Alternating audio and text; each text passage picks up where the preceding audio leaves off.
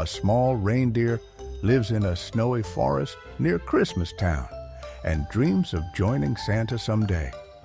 He practices daily and imagines his efforts help him fly proudly beside Santa during Christmas night. Other reindeer laugh at him because he seems tiny and slow, but he continues training bravely.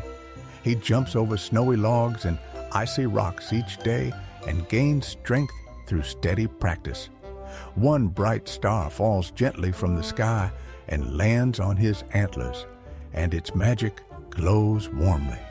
The glowing star fills his heart with confidence and guides him toward new bravery during snowy evenings. A strong snowstorm arrives suddenly, and Santa needs a brave helper to guide the reindeer safely. The little reindeer steps forward and offers his glowing antlers to help Santa travel through the storm. His shining antlers brighten the dark sky and lead Santa's sleigh smoothly across windy clouds all night.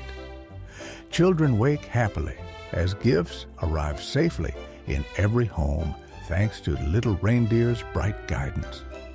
Other reindeer see his brave heart and respect him, and his strength and kindness grow daily.